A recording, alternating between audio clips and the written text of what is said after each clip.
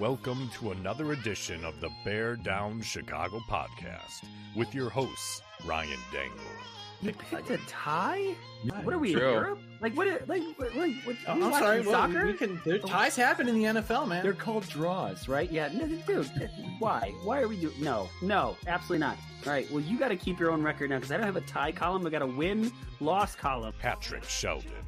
I say that because the flashlight emanating and beaming from the steaming pile of was today's game is David Montgomery.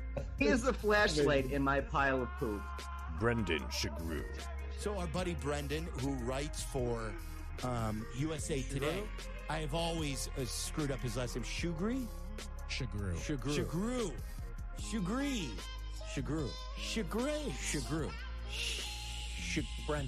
Brendan. And Jack Wright. Sorry, Captain Flo's over there. I'm not Captain Clue. So you're not excited, Jack? You're not excited about having Sarah Spain? Yeah, on our wow. show, which Maybe no, clearly I'm I am. talent. Is that what we found out? Featuring Cam Ellis. Once I was like trying to get a happy answer out of him, and I was like, "Hey, man, like, do you take out of these situations like what is it like to know that like you're this beloved that like these videos are going viral?" And he was just like, "I don't do it for that attention." And then they just took the next question, and I was just like, "Okay, like I'm gonna melt into my seat and never come back here ever again." And Logan Bradley. Bears, rich history defensively. Lot of good linebackers. First round draft pick, hell of a player, a Bear that is going to go down in history. Nobody's going to forget. I am bringing back Shea McClellan. The Bear Down Chicago podcast. Yeah, we're that Bears podcast. What's up, everyone? Welcome in to another edition of the Bear Down Chicago podcast. I'm your host for tonight, Brendan Shagrew. Guys, the 2024 NFL Draft is officially over, and the Bears are winners. No, seriously, a lot of people believe that the Bears won this draft. It's a very exciting time to be a fan. We're going to talk about it all. It's been just a very eventful weekend, and we have one of our favorite guests joining us for it. So before we get to him, I'm going to bring in my guy, Jack Wright. Jack, happy draft miss. It's over. How do you feel? I feel great. I mean, it's Bear Day. I think the Bears, after 40 years, there's been infancy and a long, prolonged adolescence, and now the Bears are finally growing into their man bodies. And there's adults in the room to oversee them, and it feels like we're on the precipice of something really good. We got, as you said, I mean, I like having Jacob on after the draft because there's such a flurry of activity. He's so busy before. I hope now he's got a little bit of time to think about it. I'd be really interested. He's so good at what he does. I'd love to hear what he has to say about this draft. So are you saying that the Bears went through puberty throughout all this? Yeah, and it took them 40 years to go through it, and that's ridiculous. I mean, we talk about long suffering. It's going to feel so good when it comes to fruition, though. So I suppose that's a good thing. But yeah, I think it was puberty. Yes. We got to make that a thing. That's fantastic. If you want to follow Jack on social media, you can follow him at Bear Down Jack. Make sure to check out myself at Brendan Shagrew. That's SUGRUE. And make sure you check out my work at Bears Wire. I think I wrote 20 articles in the last few days. I think the entire staff, we probably wrote at least 100. I don't know. It's always a busy weekend for all the sites. It's just there's so much action. There's so much going on, so many moves. So draft weekend really is just there's nothing like it. So we're going to get to our special guest, Jacob Infante, in just a second. But first, we have some people to thank. And we got to start with our guy, Jeff Cadwalader. So this is a message to all of our listeners, but it's also a message to Caleb Williams, to Rome Odunze, maybe not Kiran Amegadjie because he's kind of a local guy. Maybe Tory Taylor, Austin Booker. If you guys are looking for a house because you're going to need to be, because you're Chicago Bears now, you got to make sure to check out our guy, Jeff Cadwalader. He's been a huge supporter of ours for many years. We couldn't do this without him. He has been working hard since the beginning of this year to expand his real estate services, not only from residential, but also to include commercial properties. And the dude has been killing it. It doesn't matter if you're a business owner, a homeowner, or an investor, if you're looking to buy, sell, or lease commercial or residential properties, Jeff Cadwallader is your guy. So make sure you call or text him. Even if you're curious, even if you're just in the process, give him a call with SVN Landmark today at 630-254-4734 or visit genevajeff.com today. If you're anywhere in the Chicago suburbs, there's no excuse. There's 2 locations. You can go to Wheaton or you can go to Naperville. Sheridan's Barbershop's located in historic downtown Wheaton, Illinois. It's been serving the community since 1954. With 6 barbers, Sheridan's is open 6 days a week, Monday through Saturday. They have appointments available to book online, by phone, at your convenience. You can call 630-668-0137. Or you can head over to Naperville, go to downtown Naperville. Hensel's Barbershop has been serving the community since 1966. At that location, they're open Tuesday through Saturday. You can either walk in if you'd like, and they've got a clipboard up on the wall. It's kind of cool. It's old school. You can write your name up on the clipboard, and they'll fit you in. Guys that are super accommodating and give great cuts. Or you can make an appointment at henselsbarbershop.com. At both Sheridan's and Hensel's, it's where traditional meets modern. All right, let's get to it. We got our guy, Jacob Infante from Windy City Gridiron. I think he was the second guest we ever had on this show, going back 2 years ago, right after the draft. We had him on last year as well, recapping the draft. So this is officially a tradition to recap everything with our guy, Jacob. Jacob, it's so good to see you. So good to talk with you. I hope that this is kind of, after all of the work that you've done, and you do fantastic, phenomenal work, I hope this show is kind of like a therapeutic, like relaxing thing where you only have to focus on like maybe 5 to 10 guys instead of 200. Yeah, no, it's definitely a lot more relaxing now that the draft is actually passed, because I can actually focus on a handful of players. The 5 draft picks the Bears had, a handful of undrafted free agents they signed, and then that's it. Which that's after, spending months on end of, going through hundreds of prospects. It's definitely a big weight off my shoulders to be able to actually have, a smaller sample size of people that I need to be doing heavy work on. So, it was a very busy weekend for me, as I'm sure it was for you guys as well. And an exciting one, that's for sure. So I'm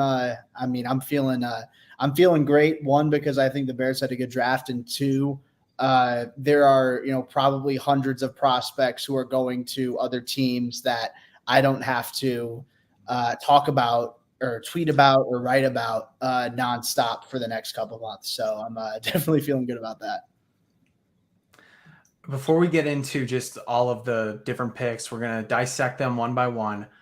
I want you to give us your 1-word thought on this draft class, like your adjective, what, if you could summarize this class in 1 word, what would that be? Cornerstone. Ooh, that's what I'm going to go with. I like it. I think that pretty much says it all. I don't think we even need to go into it. All right, let's start this out, of course, with our number 1 selection, Caleb Williams. He is now officially the Bears quarterback after months and months of, pretty much it was a foregone conclusion, but it finally became a reality instead of figuratively. Number 1 overall, quarterback USC.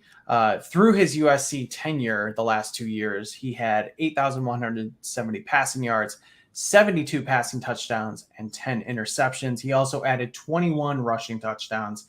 His best season, of course, came in 2022 when he was the Heisman Trophy winner. And now he is tasked with bringing the Bears back, I guess, out of quarterback purgatory for the first time in God knows, like almost 100 years. So Jacob, I think we all know that Caleb Williams is the consensus number 1 pick, top prospect, all of that. We've heard that for months. Yeah. I want to know from you, do you have any concern that when it's all said and done, or maybe let's say in the next, 2 to 3 years, let's say, that any of the other 4 quarterbacks are going to pass him by? Like he is, not going to be the best player from this, let's say, entire draft, let alone first round? maybe. I feel like just because, historically the number 1 overall pick isn't always the top player in the class. I do feel like things are different this time around, where you have a quarterback who's as highly touted going into the draft as Caleb Williams is. I feel like that's going to be a high bar for everyone else to reach. I guess comparing him to the other quarterbacks, I mean, I think it's pretty clear Caleb has the highest ceiling of the bunch. Maybe a Drake May is able to develop down the line. But at the same time, I feel like Caleb Williams is in easily the best situation for a quarterback out of, compared to Jaden Daniels, compared to Drake May, compared to Michael Penix, compared to Bo Nix. I think JJ McCarthy's in a pretty damn good position with the weapons the Vikings have. They have a solid O-line, a good proven offensive head coach, but I do feel like Caleb is, pretty clearly the superior quarterback prospect, and, no disrespect to McCarthy. I think that, I'm a little bit surprised, frankly, that he fell all the way to 10. I was expecting him to go higher. But at the same time, I think that I think the Bears have done a good job of making sure that he's as bust proof of a quarterback as possible. Whether you're bringing in these, star wide receivers. Now you have arguably the best wide receiver trio in the league. You have an offensive line that's on the up and up. You have improved offensive line depth. You have a good tight end tandem. You have a solid tandem out of the running game as well. And a defense that near the end of last year looked like a top 10 unit. So I think that there's a lot playing in Caleb Williams' favor. Will he be the best player in this class? I mean, that remains to be seen. I feel like there are a lot of really good players that I could be persuaded into thinking, all right, there's a chance they'll be the top guy when it's all said and done. But I think Caleb has the highest ceiling. I think he plays the most valuable position. And in terms of the situation that he's inheriting, I think that few, if any, have a better opportunity to succeed in this draft class right out of the gate than Caleb Williams. As we look ahead, Jacob, to the preseason and camp, what do you think is going to be his biggest hurdle or hurdles? Like, what are you going to be watching? Yeah, so maybe this is nitpicky of me, but I'm going to be looking to see how his footwork is handled in the pros, because I didn't see any issues during his time at USC with, scattered footwork, with, inconsistent follow through in his weight distribution. But there was a little bit of that at Oklahoma. And, going back and watching his tape at Oklahoma, obviously he's a college freshman, so you're going to expect some sort of learning curve. And while he did correct that a bit in college, that makes me think, okay, well, from high school to college, he had a little bit of this issue. Is that going to be the same in college to the NFL? So that's something that I'm going to be watching to see if he kind of resorts back to those, old habits, I guess is a way to put it. I don't think that'll be the case, but you never know. That, and just ultimately, I think ball security is something that needs to be preached with Caleb. Not necessarily the interceptions, but the fumbles, I think, is something that's going to need to be cleaned up at the end of the day. So, yeah, I think that, when watching the draft broadcast the other day, they mentioned, Josh Allen as someone who had significant issues with fumbles in college. And, based off of the way that he changed how he carries the ball when he's running, when he's scrambling, when he's moving around in the pocket, he was able to cut down on those. So it's definitely teachable. And Caleb Williams has big enough hands to the point where, you don't have to be scared with, oh, is he going to be able to grip the ball in bad weather or something like that. I think it's just more of a way that he holds the ball. So from a pure mechanic perspective, I think that's something that needs to be corrected. But I think that those are a little bit nitpicky in the grand scheme of things. I think there's a lot that Caleb Williams does have to his game that should translate to the next level. So I think that, those are just two things that I'm going to be focusing on to see, all right, are these going to be issues for him at the next level? Because there aren't a ton of things that I'm really concerned about projecting his game to the NFL. It's a really good point about the footwork. And one thing that I noticed when I was watching him, that it's a little lackadaisical, I would say. Maybe that's the wrong word, but I just remember watching Fields and seeing that footwork compared, and I still think it's miles ahead. And I know this is oh, sorry, that was the wrong comment. But thank you, Bruja. Thank you, as always, for the support. I was going to show our guy, Vizzo Joe, even if Caleb struggles or goes through growing pains, he'll still be better than Fields. That's a big overarching comment, but I even think some of the things that you were talking about, like the footwork and kind of that pocket presence there, I think it's still miles ahead of where Fields even was like the last couple of years in the pros, because just you didn't see, I guess, enough improvement in that department. So that is going to be something worth watching. I want to know from you, Jacob, this is something I've kind of latched onto the last few weeks, is that the Bears right now do not have that bridge veteran quarterback to actually take away reps or even starts. It's really the first time that this has happened in recent memory. And I think like in the last 50 years, even they've always kind of had that like succession at quarterback where there's going to be a veteran and then a rookie. By all accounts, it feels like Caleb Williams is going to be the QB1 going into camp. I'm curious, how much of a difference do you think that will make for him and maybe the team, for him to just have those reps with the starting wide receivers and not have to worry about competing with somebody else for reps? I think that'll be very helpful, honestly. And I think there's a difference between, all right, you have a starting quarterback who, is a decisive starter, who's a veteran, you draft a QB, and it's like, all right, well, we know who our starter is going to be. There's no need in, changing up the rhythm. Like, for example, the Falcons, like I'm not expecting Michael Penix to get any first team reps this year unless Kirk Cousins gets hurt or something. There's simply no need for Penix to take any of those first team reps because Kirk Cousins is going to be starting. I think it's a little bit different that compared to what the Bears have done the last two times around, where you have Justin Fields not having any starts behind Andy Dalton. I mean, that's more or less like you're signing Andy Dalton. He's a bridge quarterback, if that. He's more of a spot starter, if anything.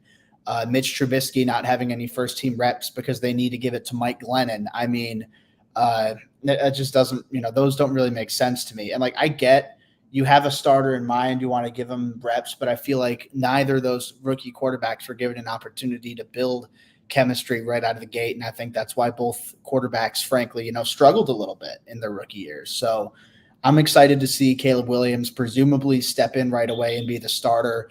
I think there's no need to give the first team reps to anybody else. And I think that'll put him at an advantage over some of the other quarterbacks in this class. Maybe, your Penix, your McCarthy, your Nix, something like that. I think that, just because you're starting Caleb right away, which I'm expecting to be the case, I think that's going to give him the chance to really get a feel for his receivers, develop chemistry with them, understand the way they think, understand the way they move, because every receiver moves differently. And you can't throw to Rome Odunze the same way you throw to Keenan Allen, and you can't throw to DJ Moore the same way you throw to Tyler Scott. So I think that's really going to be beneficial for Caleb, both in the long run and just for his rookie year as well. Let's wrap things up with William. Oh, sorry. Go ahead, Jack. No, we're going to give you two over-unders. These are year one over-unders. Yeah, Brendan? All right. Yeah, so I was going to say we should all just kind of give our thoughts. Sure. We'll just quickly do it. All right, cool. So go ahead, Jack. Right. So the first one will be over under 3,500 passing yards, and the second over or under 23.5 passing touchdowns. Let's go Jacob, Brendan, and then I'll finish it up. Let's see. I'm going to go slightly over. And I say that with the caveat of maybe there's a chance he misses a game or two. I don't like projecting, he's going to get like 40 passing touchdowns or something like that.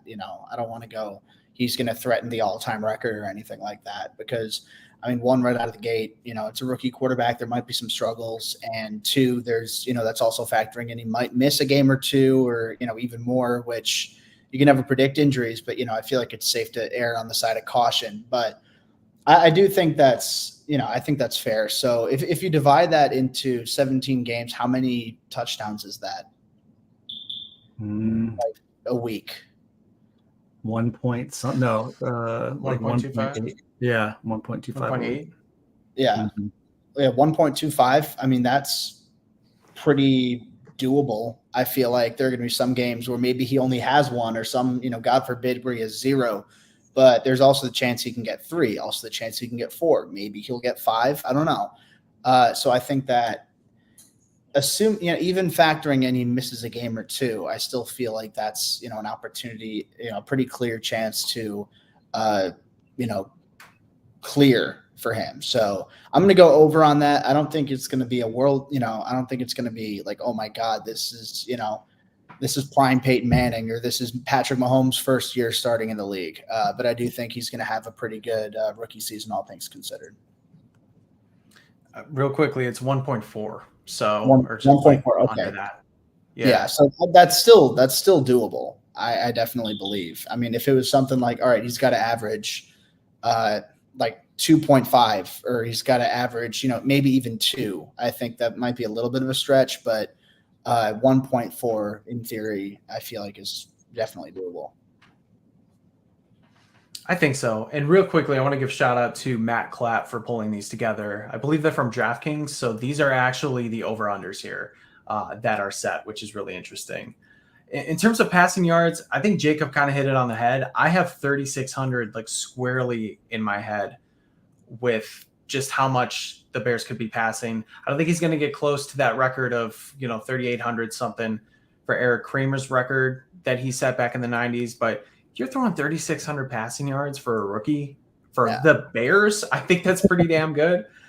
And then passing touchdowns, I'm probably going to go under like maybe 22, just because I think the Bears are going to get into a situation where they'll be in the red zone.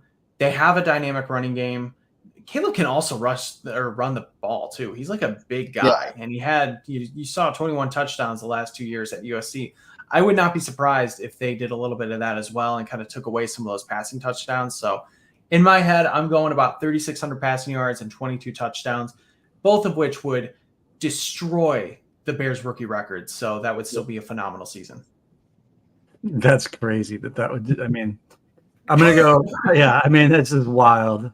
It's like when Odunze was on, they were talking about who has the receiving record, and he's like, in his career, that was like 5,000 yards or something. Oh my gosh, that exchange was so wow. I mean, simultaneously hilarious, and also I wanted to cry.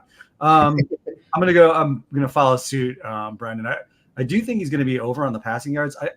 Mainly because there's so many pass catching options on the field. I mean, like top to bottom, right? For every position, great pass catchers. I agree on the under on the touchdowns for a number of reasons. Some of it's like, residual effect of being a Bears fan. And like I said on the last show, until we see an offensive coordinator who clearly shows the ability to game plan, implement a game plan, adjust during a game, be able to score in the red zone with like effective, consistent proficiency. I need to see it. I just need to see it like on a consistent basis, because we just haven't. It's been the experience of us as Bears fans that we can't seem to finish, and we can't seem to score on a regular basis. And then I do think there's going to be some growing pains. I mean, to me, the crux of Caleb Williams' early career is going to be watching his ability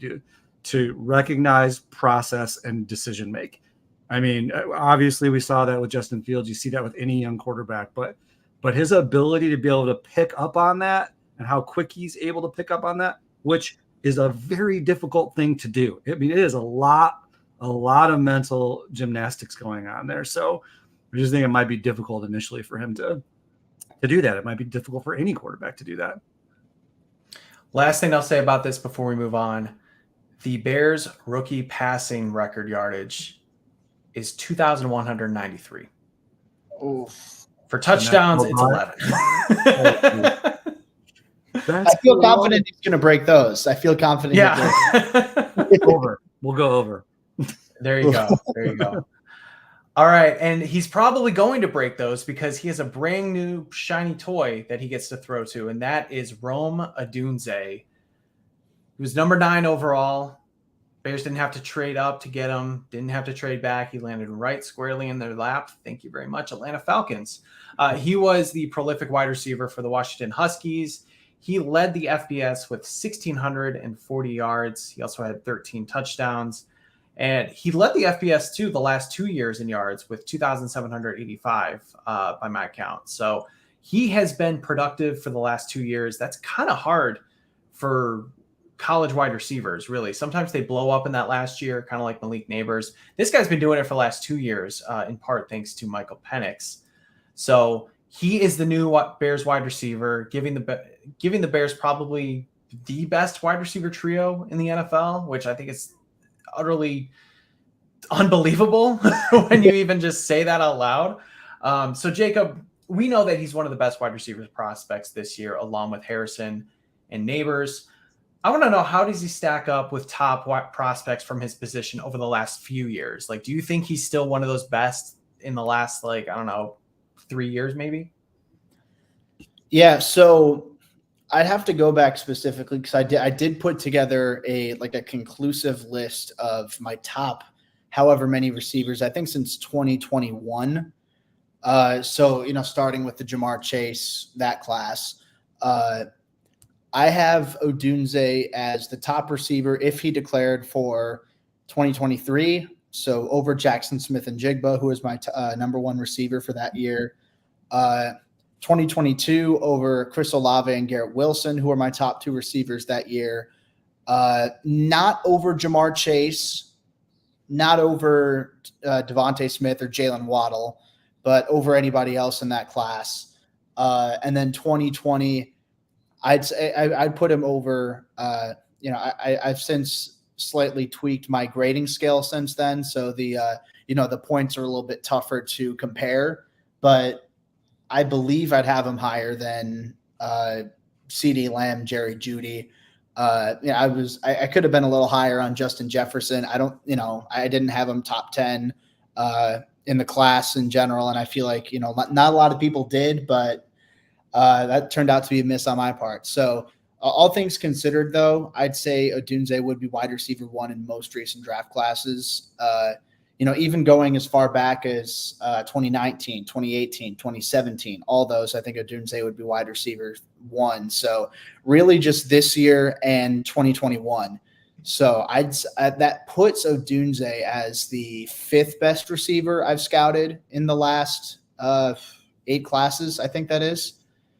So I view him in a very high light, and I have him even slightly ahead of Malik Neighbors. So I think that goes to show how highly I view him. So I see the size, I see the ball skills, I see the football intelligence, the ability to adjust his routes, whether it's the tempo, whether it's the pattern in his stems, how he uses hands to separate, how he attacks leverage, things of that nature, the speed, the body control, the fluidity. There's so much to like with him. I think the only thing he doesn't stand out as very good at is yak ability, and even then he's decent. He's not going to be like, oh, he's not going to get yards after the catch. He's just not one of those super shifty receivers who's going to sink his hips and leave you in a cloud of smoke. That's not him.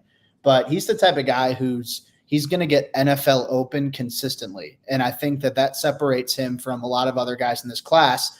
And it's part of why they say, oh, he's not a good separator. That's because, with those wider hash marks, receivers have way more space to work with. That's going to favor the speedier guys. That's going to favor everyone who can use that athleticism, make those super sharp breaks. And I think that's a little bit tougher to do in the NFL with more condensed space where, the corners don't have to cover as much ground really. And they can be a little more physical. They can, play you a little bit tighter. And, I think that's where Odunze is going to shine because he has more of that subtle separation ability. And I think he's a smarter route runner than someone like Neighbors or, someone like a Brian Thomas or Adonai Mitchell, guys like that. So, yeah, all that to say, I think very highly of Odunze. He was my top choice at 9. So the fact they got him makes me just ecstatic. And I'm very excited. Even just this year as wide receiver 3, but going forward, I think he has a legit chance to be Chicago's wide receiver 1 down the line. So if Cunningham hadn't held Poles back and actually traded up for him, you'd still be good with that? Oh, yeah. No, yeah. I would. And especially say if you go to like 7, I would have been cool with that. I mean, I think the dream was always stay put at 9, take Rome Odunze. I was worried that another team would try to trade up ahead of Chicago, move with Tennessee, move with Atlanta. But obviously they're both, both those teams stayed put. The Titans got Latham, which I really like for them. And the Falcons got Penix, which it happens, I guess, is the nicest thing I can say about it. But yeah, I mean, I truly think that the best case scenario for the Bears at 9, the best realistic scenario took place for the Bears at 9. So I'm very happy with that. And how do you think they might implement him, going forward this first season, Jacob? Yeah, so I think it's going to be a little bit different from how the Seahawks use Jackson Smith and Jigba, where, I mean, Seattle did a very good job of utilizing all 3 of those receivers, him, Tyler Lockett, DK Metcalf, and giving them a decent amount of targets. And I expect the same with Chicago's 3 receivers, Odunze, Keenan Allen, DJ Moore. But I think the usage is going to be a little bit more different because Odunze and Smith and Jigba aren't the same player. And I know JSN was utilized on a decent amount of screens, which, some Seattle fans weren't massive on. I think things are going to be a little bit different just because that's not Odunze's forte. But at the same time, I expect him to be more or less used as a boundary receiver. He can win out of the slot. He can definitely win out of the slot. But I think when you have Keenan Allen, when you have DJ Moore, those are 2 guys who have proven they can succeed. They can separate out of the slot at a high level in the NFL. You don't necessarily need to use Odunze there. So I think put him as the X receiver, put him on the boundary, utilize that size, utilize that, like I keep saying, that NFL open ability. I think that's, he's going to fare quite well against the more physical, bigger cornerbacks in the league. So that's how I think they use him. I don't know if they utilize him a ton as a deep threat. I mean, I certainly think he could serve in that role, but I think some of the more, intermediate route concepts like, slants, ins, outs, things like that, I think that's going to be Odunze's bread and butter at the next level. So that leads me into my question. And you kind of answered it with just his physicality, the fact that he can create NFL separation with his size. Yeah. I've been saying for the last maybe few weeks, just looking for pro comps, I think he's a slightly, and I mean very slightly, smaller Julio Jones. They've got a very similar size. He's a little bit skinnier, but the way that he runs those maybe comebacks, he's big on those slants. He can kind of like stiff arm defenders into oblivion, even, being that physical guy. I'm just curious, is that kind of on the ball, or is there another comp that maybe you think he fits more into? Honestly, I think that's pretty fair. I do think that Julio had a bit more of that top speed than Odunze did, or at least, coming out of Washington. And I mean, obviously that could change at the next level, but I think the physicality, the ball skills, the football IQ, they're all there with Odunze as they were with Julio Jones. My comparison for him is Dez Bryant.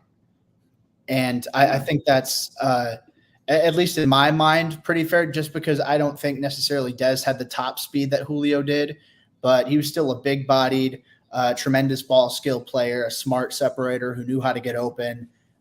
So that's the player comparison that I used for him in my draft guide. I know that some people compare him to, say, DeAndre Hopkins. NFL.com had him as Larry Fitzgerald.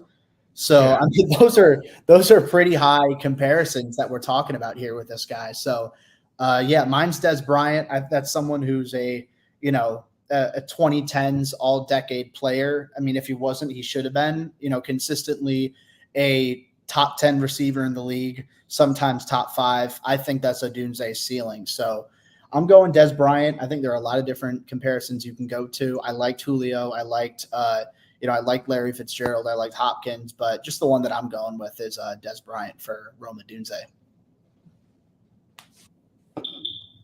Jack, you want to hit the over-unders? Some more wagering. Let's do it. Let's do it. So what do we got? We've got over-under for Rome, 700 yards and 4.5 touchdowns. Are those on DraftKings too, BS? Yes. Okay. That was courtesy of Matt Clapp again. I'm gonna go. I might go put some money on those actually. What do you think, Jacob, Brendan? So receiving touchdowns, I'll go over. I think that because out of the top 3 receivers that the Bears have, Odunze is the biggest. He's the most physical. That's a good one too, Mike Evans. I do like that. So I do think that Odunze is going to get a decent amount of opportunities near the red zone where he can utilize that strength, that physicality, the body control, the ability to make those tough grabs. So I feel like there's going to be a decent role for him there. Plus, DJ Moore, at least in Chicago, wasn't a massive touchdown guy this past year. So I'm going to be interested in seeing if that changes at all. And then Keenan Allen, he's had some years where he's been able to, put up big touchdown numbers. He had 7 last year. He had 4 the year before. I mean, in an injury-shortened year. But yeah, he's never had more than 8 touchdowns in a single season. So good production. I think he's more of a volume guy where he's going to consistently move the ball down the field, pick up those first downs, and then eventually, they're going to go in a different direction for those touchdowns in the red zone. So I'll go over with the touchdowns and receiving yards. What was the 700? 700. Okay. See, that one's tough because I think Odunze is good enough to where, if the right opportunity comes up, he will certainly top 700 yards. I just think Chicago's got a decent amount of mouths to feed right out of the gate. Not only those receivers, but Cole Kmet, Gerald Everett, DeAndre Swift is probably going to be utilized in the passing game in some capacity too. So I'm going to go slightly under.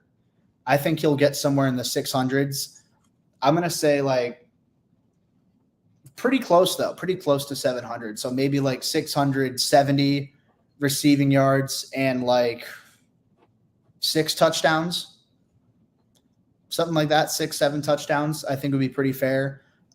Receptions, I'd have to think about a little bit more, maybe 50, something like that, where, that's around 3 catches a game. So I'm going to go slightly under on the receiving yards, but over on the touchdowns.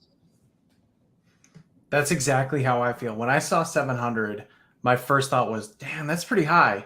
Yeah. Especially for a rookie. And I know rookie receivers, back in the day, it was always takes 3 years to develop them. Don't expect much in year 1. Expect a little more in year 2, and year 3 is when they break out. That's not the case anymore. Justin Jefferson proved that. Jamar Chase proved that. Jalen Waddle. I mean, you can go back a little bit further, but the fact is, I still think because of the mouths to feed, and we're talking a lot about DJ Moore and Keenan Allen, but you still have Gerald Everett and Cole Kmet. Everett's been guaranteed 450 yards the last 3 or 4 years. And then Cole Kmet, obviously, 500, 600 yards possibly. So I just think he's probably going to be around that 600-yard range. I would love it if he did even more because that just shows that he's growing even faster than I thought. But in terms of touchdowns, this might be one of my early bold predictions. I think he's going to be one of the team leaders in receiving touchdowns. He can go, 6, 7, maybe even threaten for double digits because of the connection that you can kind of already see forming with Caleb. And I think that's so crucial and important when you get to the red zone where you can find somebody that you can trust to go up and get it. That's kind of what Rome Odunze can do.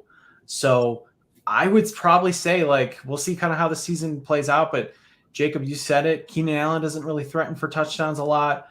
I didn't think DJ Moore was going to threaten at all last year. I thought he was going to do the same thing Keenan Allen does, and that's get a ton of yardage kind of, in the middle of the field, and then somebody like Cole Kmet's going to get the touchdowns.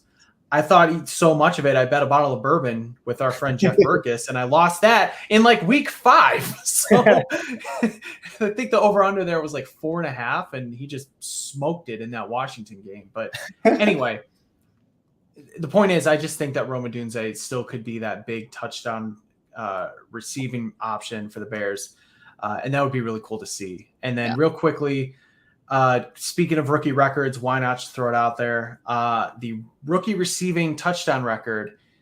Any guesses? Do you guys know it off the top of your head? I want to say 3. Okay. And I don't know who, and I'm trying to think of who it would be. But yeah, I'm going through receivers, rookie receivers over the years. So it's not definitely it's not Kevin White. No, it's didn't Didn't Adam Shaheen have a good amount of receiving touchdowns one year? 3. Oh, okay, never mind then. You know what? By the way, real quickly, you know what his high watermark for receiving yards was in a season? What's that? 150. Oh my god, dude. we lost Jacob has left. Jacob has walked out. Oh my god. That's terrible. I mean, that pick. Awful. That pick was, that pick so stupid. Anyway, the Bears rookie receiving touchdown record, you guys were not going to get this. It's Charlie O'Rourke. Oh, no, that's passing touchdowns. I'm sorry. I screwed that up. Oh, man. Google's failing me. I'll have to figure out what it is later. That's all right. That's all right. Yeah. But then Harlan Hill has the most receiving yards for a rookie as well with 1,154, I believe. That's a good first year. Oh, that's pretty good. Yeah. 1934. Yeah.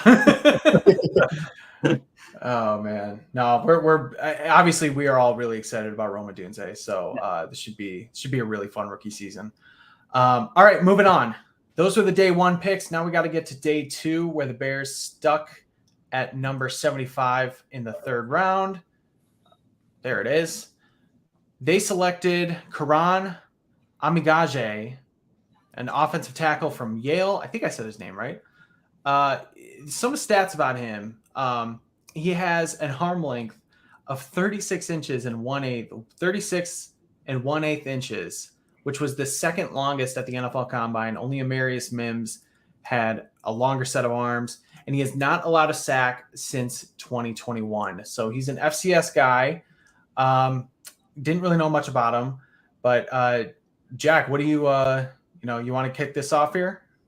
Yeah, I mean, you had a really high eval for. Can we just go KA? We'll call him KA. And even though he played for the FCS, why does he stand out to you so much, Jacob?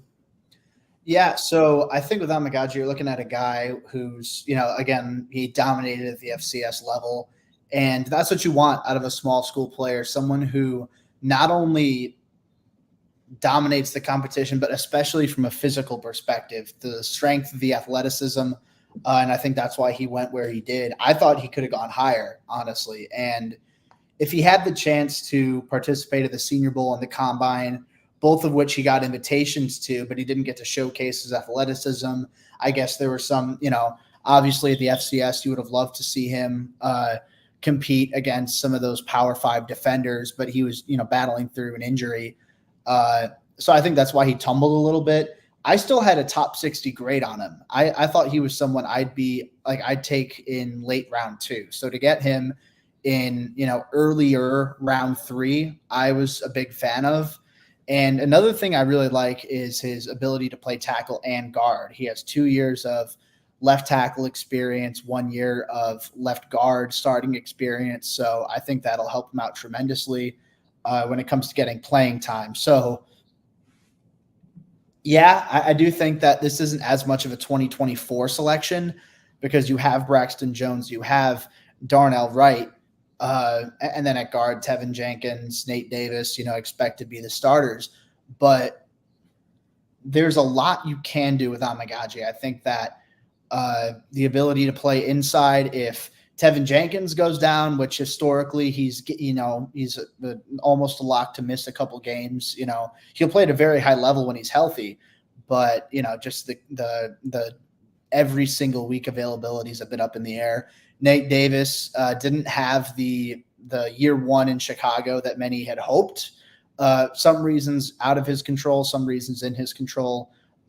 So hoping that he bounces back, but there is an out in his contract after the 2024 season. So if he doesn't live up to expectations, that could be something the Bears pursue and then say, all right, we can have Amegadjie at one of these guard spots and keep Tevin too.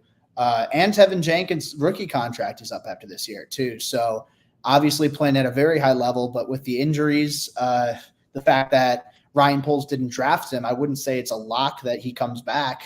I think he gets good money, whether it's Chicago or elsewhere, but you never know. So I think that Amegadjie is someone who can step into a starting lineup eventually This year, I think he'll serve as a very valuable sixth man for the offensive line. And just off of tape, obviously the arm length stands out. He, lands his strikes pretty well. He does a good job of using that arm length to lock out defenders at the point of attack, rarely lets guys inside his chest. He's a powerful blocker, someone who, shows up on a down-by-down basis with a determined motor, with the willingness and ability to drive guys into the dirt. And, especially against FCS defenders, I mean, maybe it won't happen as often in the NFL, but I still think that nastiness is something that Ryan Poles really likes, and Eberflus as well for guys in the trenches. And I think that'll translate to some capacity in the pros. And then the athleticism is a big thing too. And I'm honestly kind of disappointed he wasn't healthy enough to be able to participate in the combine, because I think he could put up some really big numbers, both with the 40-yard dash, the 10-yard split, the agilities if he tested in those, the vertical and the broad jumps. I mean, here's a guy who's he's nimble. He's light on his feet. He can change direction and redirect well in pass pro. He's someone who gets to the second level quickly. Someone who's coordinated at the point of attack. He does a good job of as a down blocker. He's capable of rolling his hips through contact to seal off running lanes for his teammates. Part of the reason I don't think he starts right away is, one, the level of competition. That's a pretty big jump. And two, I think that, there's still some instances where pad level can improve a little bit. He can be a little bit high in the pads, and, he can work on getting a little bit more bend and flexibility in the knees, get more of his weight underneath him, improve that, the balance and core strength there. That and some of the spatial awareness. I mean, look, obviously you're going to Yale, you're a smart guy. And there's certainly some instances where, he does what he's supposed to do, and he does it at a very high level. There are some times against exotic rushes where he can be a little bit slower to process what's going on ahead of him. And in the FCS, there were times he could get away with that off pure physical tools. I don't know if that's going to happen as much in the NFL. So definitely more of a developmental guy. I feel like if he were healthy, teams would be looking at him as an immediate starter in the NFL. But I really like this situation for Amegadjie, because the expectations for him in year one are going to be low. You have the chance to learn under an NFL coaching staff, learn under an NFL strength and conditioning coach, to really work with that, elevate his game, I think is going to be huge for him. And then you're looking at a potential starter, I think, in 2025 and beyond. I think there's a chance that he's a rock solid starter for a long, long time, whether it's at tackle, guard, wherever. I think the ceiling's very high with him. Well, that's a perfect lead into our next question then, because Poles endorsed Braxton Jones. He thinks highly of him, but what do you think about Braxton Jones's future then? Are you saying that there's a potential that that AK might take Jones's spot, or what do you think about Jones's future? I don't think Braxton Jones is in any danger this year. I think he's a rock solid starter. I go back to Tevin Jenkins not being drafted by Poles. I do think the fact that Poles drafted Braxton Jones and that he was a fifth-round player who turned into a lot more than many were expecting of him, I think that's going to play well in his favor. Poles, obviously I haven't talked to Poles about Braxton Jones, but if I ever were to, I'm sure that there'd be, very high opinions of him. So I think that this is more of a depth piece for this year. But you also keep in mind that, 2025 is the last year on Braxton Jones' rookie deal. He's been a solid offensive tackle. Don't get me wrong. I think he's a good, a pretty serviceable starting left tackle. And that on a rookie deal is a very valuable thing to have. At the same time, though, I think this is a safe bet where, say, if Braxton Jones, if what he was in 2023 is what he's going to be for the rest of his pro career, that's a solid starter. Do you think you could do better than that in the NFL? I think you could. So that's just a matter of, one, how you view Amegadjie, and two, if you expect Braxton Jones to take that leap. And I think that's more of something that you evaluate after this year. Say, all right, did Braxton Jones make the jump from solid starter to great starter in year 3? Because if that's the case, then I think you're looking at Amegadjie as a guard. You're looking at him as someone who can, who's going to kick inside just because you want to start your best 5 offensive linemen. And I think that You could if Nate Davis doesn't step up, you could definitely make the argument that Amegadjie is one of the best 5 linemen on the team. So we'll see. But yeah, I know I'm answering the question, and Jack jumped out. I did. But Jack jumped out. Yeah. Yeah. He just turned his camera off, so I just took him off for a minute. Kind of along those lines, though, just real quickly, we're talking a lot about 2025 and even 2024 potentially playing at guard. Let's say, God forbid, Darnell Wright goes down or Braxton Jones again gets hurt. Yeah. Maybe it's even early in the season. Do you trust Amegadjie at this point to start at tackle, or are you still going to maybe look to one of those veterans like I think Matt Pryor, one of those veterans, to take his spot instead? I'd start Amegadjie. And I think that I say that with, look, like I said, this could be a great opportunity for Amegadjie to learn, to, I guess, digest the game. And I feel like he'll be able to start some games in some capacity, because just the nature of the game, offensive linemen get hurt. Someone's going to go down on, it's unfortunate, but it is what it is. But, I think if one of Braxton Jones or Darnell Wright goes down, I feel like what you have in Matt Pryor already. I'm not expecting Larry Borum to be on the team in week 1, because there's a guarantee that, bumps his salary up a decent amount. And realistically, for a guy who's now offensive tackle number 4 on the team, do you want to pay, I think it's $3.5 million this year, if he's still on the team and by the time the year starts. I personally wouldn't. And I feel like he's good enough to the point there'd be a trade market for him, maybe in like a pick swap or something, I don't know, just spitballing. The Bears get a 5th for Larry Borum and a 6th or something like that. That'd be amazing. Yeah. From a team that, is desperate for offensive line help, for someone who could use a swing tackle with starting experience. I think there'd be a market for that, but I'd still rather have Amegadjie over a guy like Pryor, because I do feel like even if he's a little bit raw, he's an FCS player, I feel like the tools are tremendous to the point where I'd want to see what I have in him, if one of those starters go down, I wouldn't feel strongly enough about Amegadjie to where, all right, you've got 2 solid starting tackles who are still young, still ascending. I wouldn't want to, put Kiran in right out of the gate and be like, all right, you're better than these guys, go play. But, if one of them does go down, I feel like Amegadjie, it's good to know what you have in him. And also I feel like there's a higher ceiling to work with there. Whereas with Pryor, he's a solid backup. I feel like there's a good chance he makes the team, but I don't know. I feel like if you have a 3rd-round rookie, I feel like that should be the priority, especially an early round pick, an early 3rd-round rookie. I think so too. All right, let's keep this moving. We are going to go to the most divisive pick that the Bears have made. Who knew that a 4th-round draft pick in just a draft with Caleb Williams and Rome Odunze would just set everybody on fire?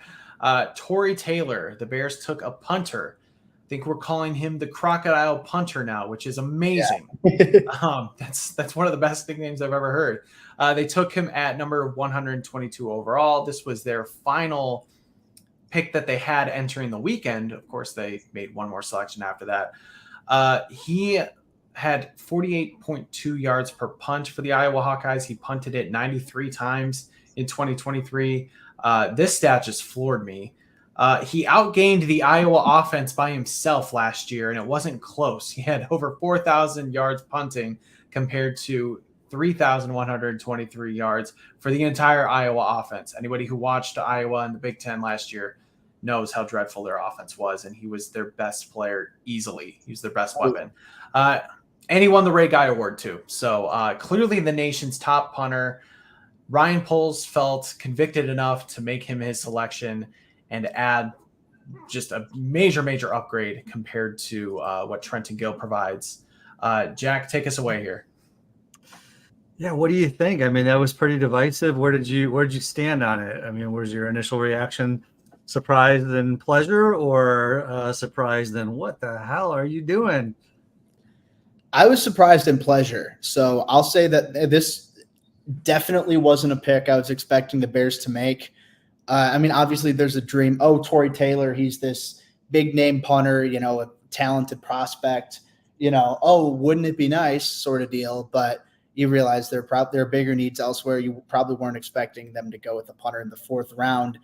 But yeah, I think that I think it's a good pick, honestly. And I think that in, looking at some of the other punters who have been drafted, there have been a handful of other guys who have gone in the 4th round, some other top prospects who have, the 4th and 5th round, I feel like are that's the sweet spot for a lot of these top punters in the league. Mitch Wishnowsky with the 49ers was a 4th round pick. Michael Dixon with the Seahawks was a 5th round pick.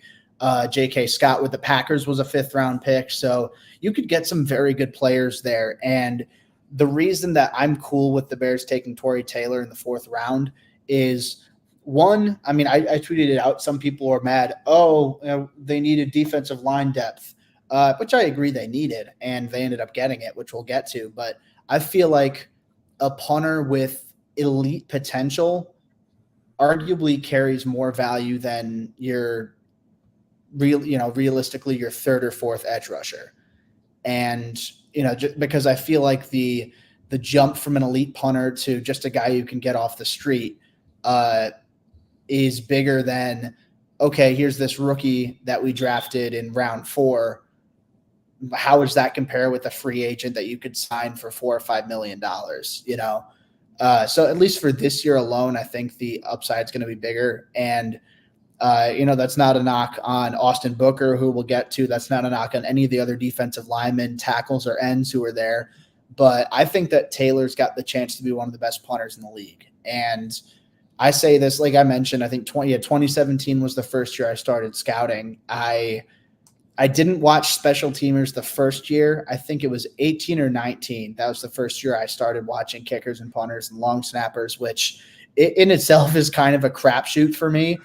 Definitely not my strongest position, but I feel like with a punter, you have a special talent. It's pretty clear, even if you're not an expert in the ins and outs of that position. I see someone with Taylor, he's got a strong leg. He's consistently able to flip field position well, move the opposition down the field, set up the offense in less than ideal starting territory. And, for a guy, he's 6'4", 230 pounds. Historically, a lot of those bigger punters, just naturally, you're going to have a stronger leg. There's going to be more mass. There's going to be more power behind your kicks. It's a lot easier to boot the ball a considerable amount.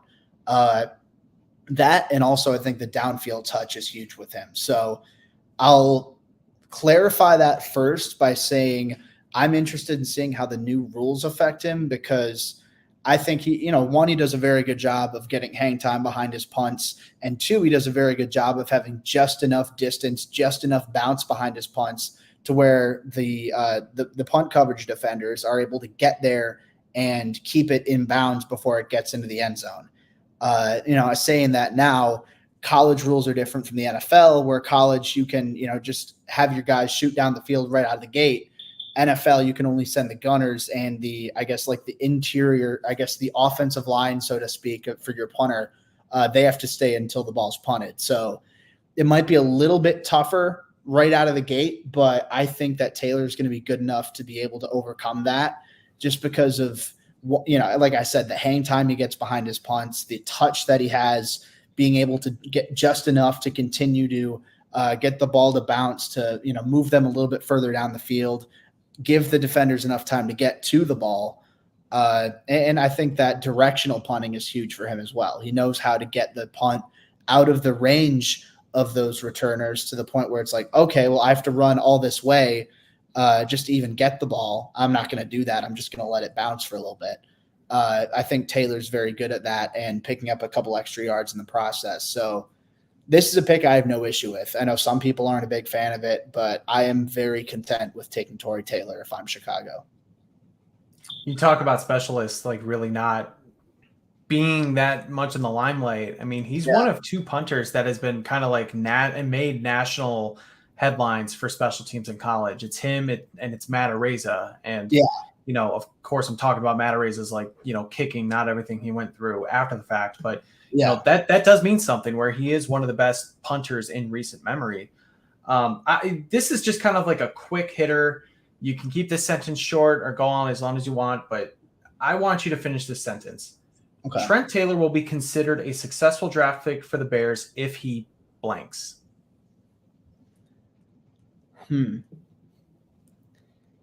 If he gets multiple Pro Bowls, I think that's what I'll go with. If he even gets 2, I'd be very happy with that pick in round 4. And I say that thinking he has the potential to reach there. Again, like him and Matt Ariza, those are the 2 top punters that I've ever put a grade on. And, Ariza's had stuff come up. By all accounts, he's going to, take over in Kansas City, the charges, whatever. But I think with Taylor, you're looking at a guy who, I mentioned all the reasons I think he's going to be good.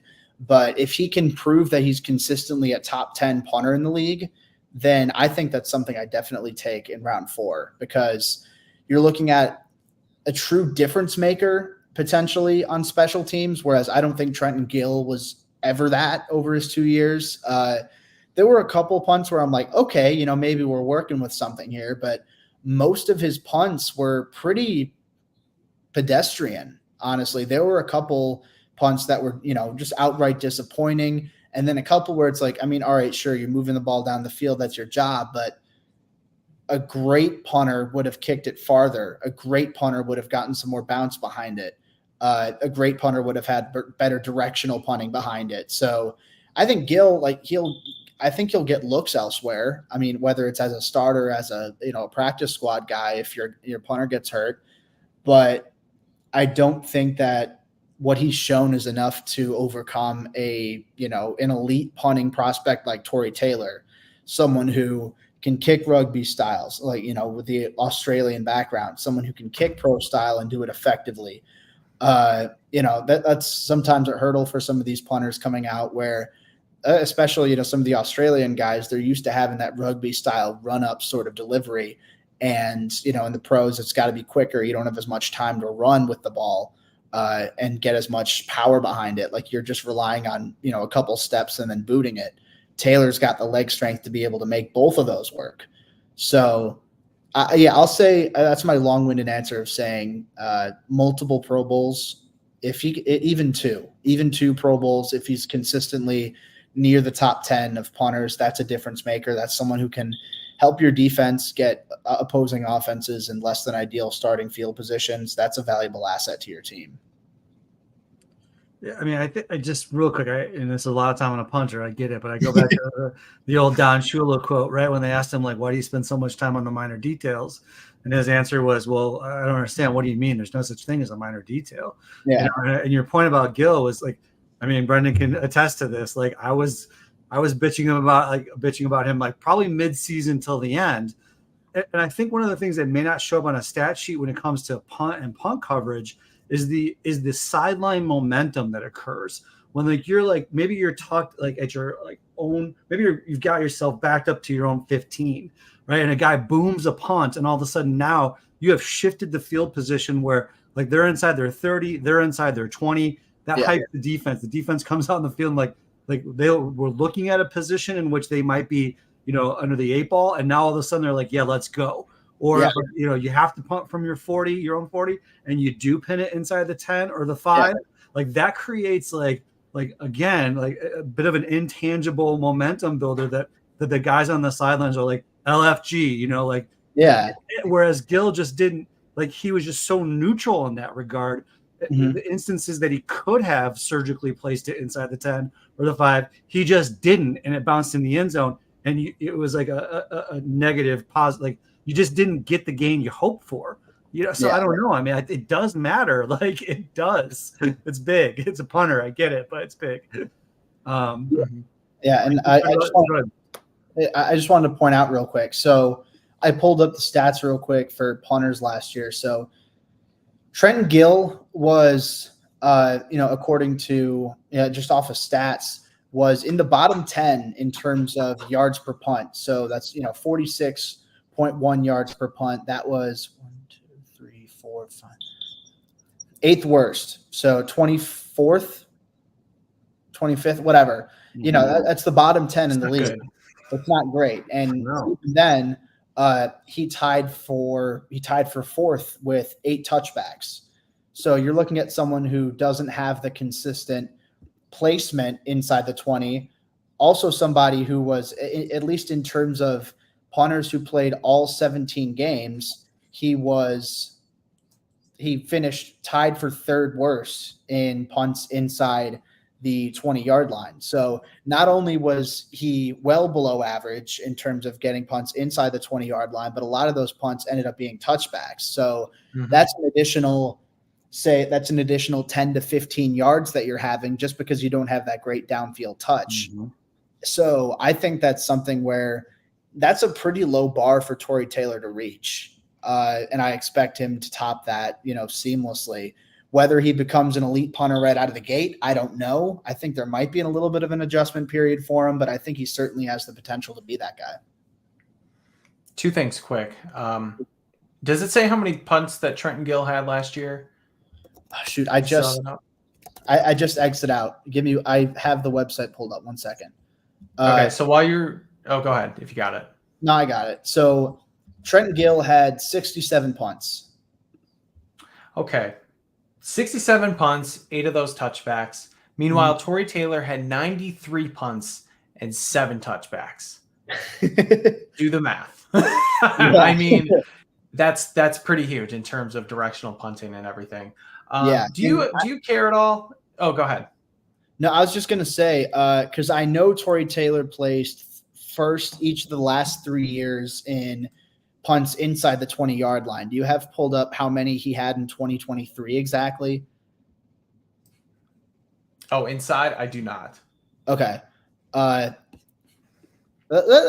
something I can, not on this website, on a different one I could find. But, yeah, all I know is that Tory Taylor did a much better job of placing punts inside the 20, avoiding touchbacks, and Trenton Gill did not. So, sorry to interrupt there. I was just curious. No, that's okay. One last question. This is literally just a yes or no, because I know we want to move on. Yeah. Do you care that he's going to be 27 in July? No. He's a punter. Punters have a big shelf life. I know you said just yes or no. Just to add a little, I think, punters have a long shelf life. They don't get hit as much. Ideally, this guy could play for 10 years. He'll still be 37. You've seen guys play in their 40s, so I'm not worried about that. Okay. No, I agree. And then last thing, I want to give a quick shout out to Ryan Dangle because he's a big Aussie Rules fan. And this guy, of course, played Aussie Rules. But it is curious, Jack, that Ryan now, for the second year in a row, missed our draft show, arguably my favorite show that we do because this is just so fun, like recapping draft picks. And he's missing talking about an Australian rules football player from Melbourne. Got fans in Melbourne. Does Ryan Dangle not love ball, Jack? Ryan Dangle loves ball and apparently loves ball. Whatever this Australian game is that the one where they walk out and then they go like this with their fingers if there's like a goal or like they're offsides? I don't understand much about it. He loves it, but he doesn't sleep much. So if I had to guess, with 2 daughters under the age of 5, it probably like waylaid him from being here tonight, Brendan. I know. I just had to say it because I thought it was hilarious that we finally get to talk about Australia. A little bit, right? A little bit, yeah, exactly. It's payback for getting my name a year ago. Anyway, let's keep going. I know we're talking a lot of ball here. Last draft pick the Bears made. This was a bit of a surprise. Austin Booker. He was kind of falling. He was a mid-round pick potentially, or an early, I guess, day 2 pick. Fell to the 5th round. Ryan Poles said, I want to get that guy. He traded their 2025 4th-round pick to move back into the draft to select him. Interestingly enough, at number 144, it was the original pick that they sent the Buffalo Bills for Ryan Bates. So in a way, you could say that the Bears traded a 2025 4th-round pick for Ryan Bates because they were still able to essentially make this pick. We can talk about the value charts there. I think it's very similar to what they originally paid, so I think this was a good deal. He's a defensive end from Kansas, transferred from Minnesota. Last year, he had 56 total tackles, 12 of them for a loss, 8 sacks, 2 forced fumbles, and he had third most sacks in the Big 12. I'd say this was one of the biggest picks because nobody expected him to be there. Jack, what do you got? Yeah, I love the drama, right? People are like losing their brains about, the punter pick, and then all of a sudden there goes Poles again, man. Staying relevant, trades back in. Daniel Jeremiah said that if he had stayed in school, that Austin Booker would probably be a first-round pick. What do you think, Jacob? How much of a steal did the Bears get with this pick? I think that's a pretty fair assumption on Jeremiah's part. So, I've been of the assumption where if not a first-round pick, I feel like Booker with 2 years of starting tape, especially if he had another season like he did the year before, that's at least a top 50 pick. And I think that, part of the reason he fell, he only had that 1 year of actual production. He's pretty raw in the grand scheme of things. So, that might knock him down a little bit. But even then, and I say this as someone who's maybe a little bit lower on Austin Booker than the consensus. I had him as a 4th-round pick, somewhere in the 120s on my board. That's still great value. Getting a 5th-round pick in someone that I had as a like a mid 4th rounder, maybe a little bit later 4th rounder, to get that in round 5. So when you look at it straight up as using a future 4th-round pick to get another guy now to fill a big need, someone with great tools with a high ceiling, that's a trade I do 10 times out of 10. And I think that with part of it, I know a lot of people had him as like a 3rd-round pick, something like that, which I understood because the upside with him is palpable. I mean, he's a guy with long arms. He's someone who's quick off the ball. I think that he tested pretty well, but I think he's even more athletic than the testing led on. He's someone who, for just a 1-year starter, he's got a pretty diverse arsenal of how he can win at the point of attack. I mean, he's got some, rip moves pretty well. He's flexible turning the corner, whether it's a rip, whether it's a ghost move, he can utilize that. He can use swim moves, push pulls, the ability to stack and shed, and the run game is definitely there.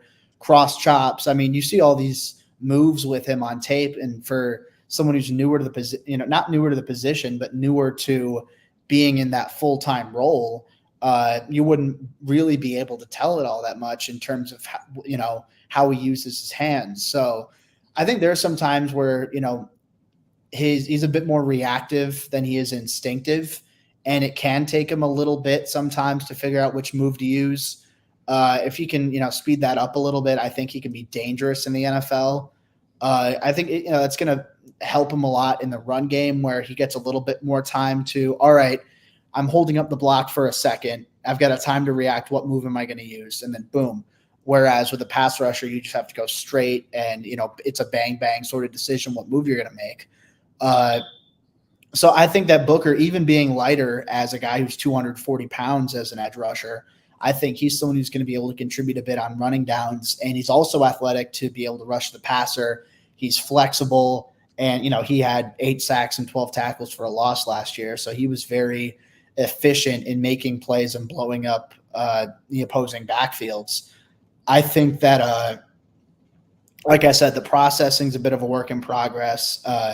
He doesn't have a ton. He's a little bit light in the pants, I guess, is the it's a way to put it. That some people are like, oh, what's that saying about him? It's like, no, he's just got to he can get stronger in the anchor. That's really all that it is. He can get stronger in the legs. It's nothing about anything that goes on in the pants. But I think that you're looking at someone. I don't know. Sorry, what are we talking about right now? Thank God Sheldon's not here. Spitballing, dude. This is the problem when I talk and start. I keep going. I put my foot in my mouth. But anyway, back to the scouting report. So I think the pad level. Jesus Christ. Pad level is something I think can work, be worked on a little bit more. He's a little bit top heavy in terms of his weight distribution. So if he can utilize the flexibility he has on those rip moves, those ghost moves, and get that in his knees to be able to get his weight underneath him, improve his balance and the core strength that he has in the run game, I think that would help him out a lot. Do I think he should have come out this year? Probably not, but I think it comes for the Bears' benefit because you get a guy who can, slowly be worked into the rotation. Like, I don't expect him to start this year, like to start week 1 by any means, but he's someone I think will be in the rotation, someone who can learn the NFL game, adjust a little bit, work with NFL coaching staff, adjust his technique a little bit more. And he's still young. I think he's 21 still from, if I remember correctly. So he was just a redshirt sophomore this year. So he's got some time. And I think down the line, there's definitely a chance that, he develops into a solid starter. Whether that's year 1, I don't think so. Year 2, maybe. But I do think down the line, Booker can definitely be a good starter in the NFL and someone who can get to the passer at a pretty high level. It is really interesting that he came out this year. And I know he was asked that in his press conference, like, hey, why did you come out when you only had 1 year of production at Kansas? You're still 21 years old. And he's like, well, I was ready. And I guess you could say, well, that's that, if you think you're ready, by all power, by all means, do what you got to do. But yeah, it really seems surprising that he did come out when he could put on like another, year of tape and get to that point that Jeremiah was talking about. You answered my question about being a year 1 starter with the competition that he faces. So I'm just going to ask you this real quickly. A lot of pro comps have him as like a Max Crosby light. Multiple people said that.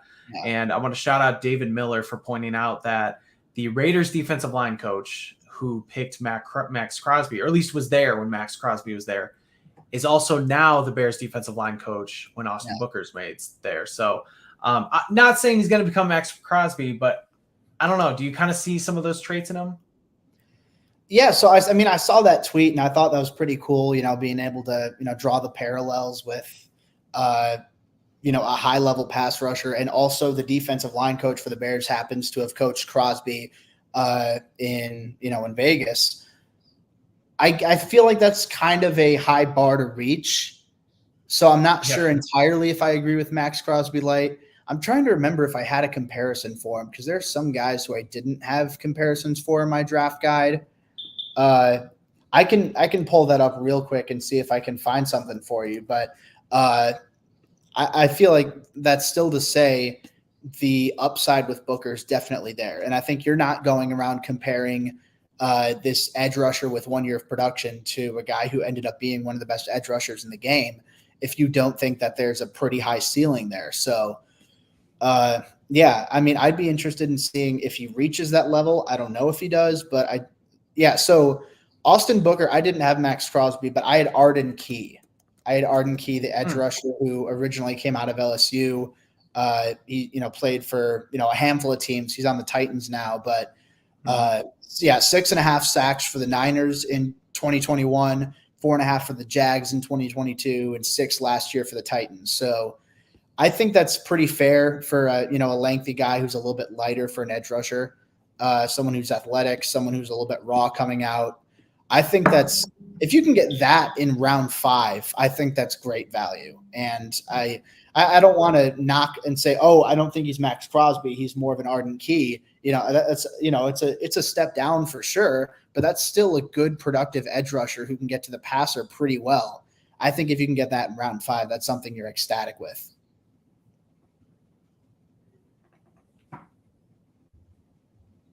Where are we going next, BS? We're going to go to. I was just going to say, free agents. Yeah, let's ask about UDFAs real quickly before we get you out of here, man. Obviously, it's a flurry every year. There's usually 1 to 2 that stand out. Who are your key guys that the Bears have signed that you think can make, an impact in preseason and maybe have a chance to make this team?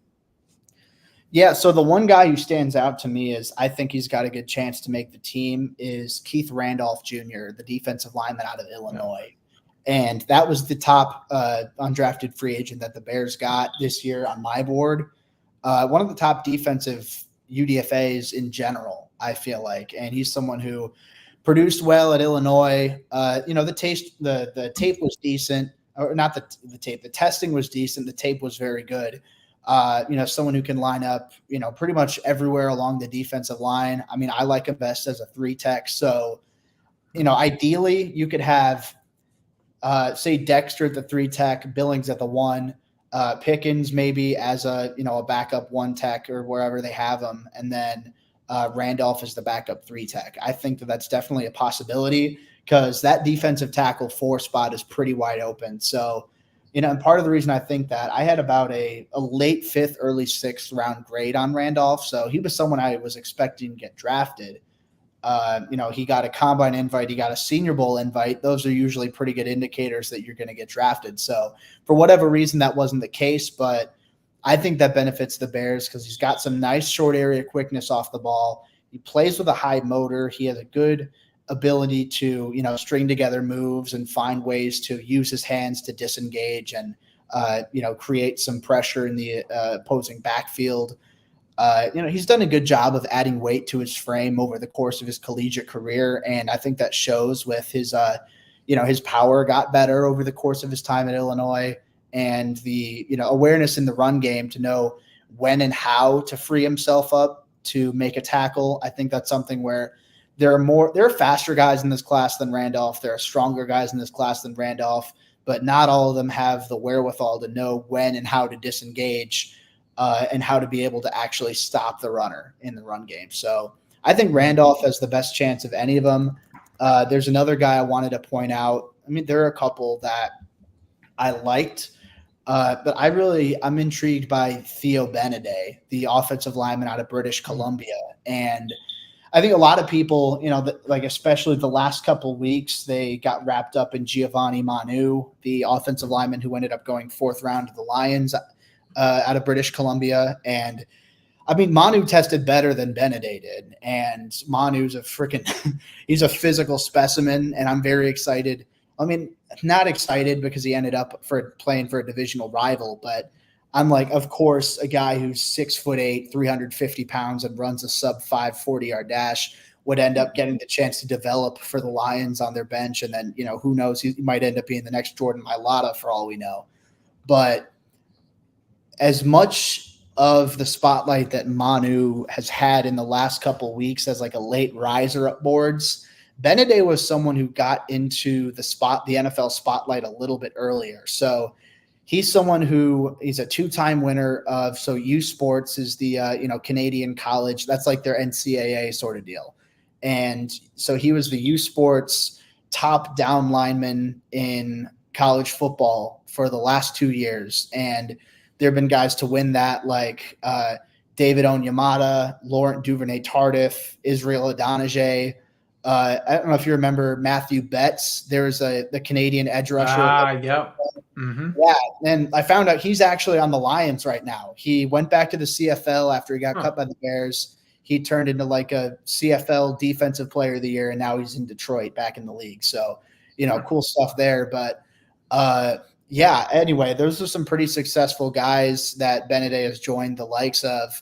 He's someone he played right tackle at UBC. He's someone I expect to be a guard just because he's got shorter arms, but he's still 6'7". He's a very good athlete. He's, someone who changes direction well, blocks well on the move. He's coordinated, and he's nasty. I think that's something you'll find with him pretty quickly, where even though he measured at his pro day, under 300 pounds, I think he's got the sheer body mass and the mentality of, all right, I'm going to drive these guys into the dirt. So I think the fact that he can play tackle, even though I like him better at guard, I think that added versatility will help him out a little bit.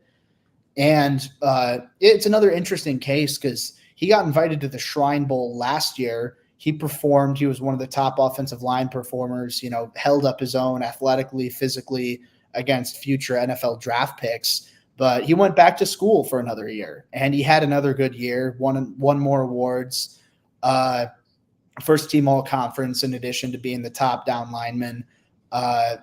So he's got a strong resume at the Canadian level. And obviously there's some differences in terms of being able to make that jump. But I think at the very least, he's someone that's worth keeping on the practice squad because of that athleticism, because of the pure size, because of his experience and his, impressive resume.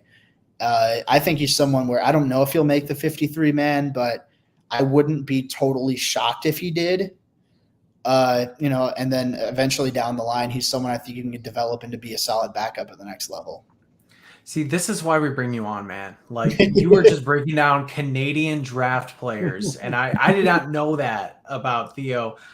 Keith Randolph is the name I figured you were going to say, and I'm like, okay, yeah, it makes sense. And you just go way down there, like, man, that was impressive, and I really enjoyed hearing that.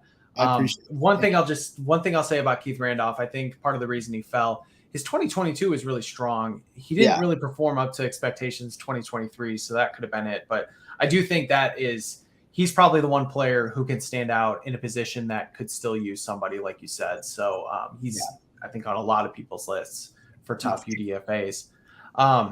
Last question, before we get you out of here, because I'm sure you're tired. I want you to rank. I was going to ask you for your thoughts on all these, but I know that's a lot. Just quickly, give us your rankings on the NFC North draft classes. Who had let's go worst to first. Okay, so I'd say number one, I'd go the Bears. And, call me biased, whatever. I think the first two picks, basically locked it up for Chicago. And it helps the fact that they got an offensive tackle I thought was great value. They got an edge rusher I think was great value. And then somebody who I think has the potential to be one of the best punters in the game. So I'd say them number one. Vikings, not gonna. So obviously, I really liked the Dallas Turner move. I think it was a little steep, but I had Dallas Turner as the top-ranked edge rusher in my class. So to be able to do that and to trade up for that, I think was impressive. And still maintain both of your first-round picks.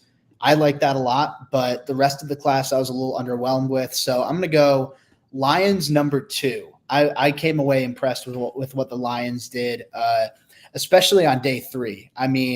Getting Terry and Arnold and Ennis Rakestraw, I think those are two starting caliber cornerbacks.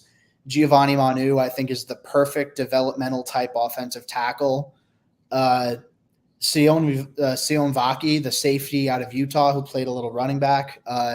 Interesting player. I think he'll be a good special teamer. I don't know if he'll start, but Mekhi Wingo and Christian Mahogany, Wingo being the D tackle out of LSU and Mahogany being the guard out of Boston College. I don't know how either of those guys were available where the Lions got him, especially Mahogany, because he's someone with unbelievable testing, good tape in 2023, great tape in 2021 before he got hurt in 2022. And Wingo, obviously he's on the shorter side. He doesn't have the great length, but he's explosive. He's got a high motor. He can rush the passer at a high level. I think both of them could end up being contributors. So Lions number 2, I'm a big fan of that. And then, because I don't feel like the Packers made any splash picks. I feel like they made a lot of, solid selections. I wouldn't say necessarily like, holy crap, these guys were incredible. And I think that's what, pushes them from being in the top, the top 2 in the division. So I'm torn. I really am torn. I'm going to go Packers 2, Packers 3, Vikings 4. Because I think Dallas Turner was a very good selection. JJ McCarthy. I expected the Vikings to get McCarthy, but the fact that they were able to do it and only have to trade up one spot as opposed to going in the top 5, I think that turned out well for them.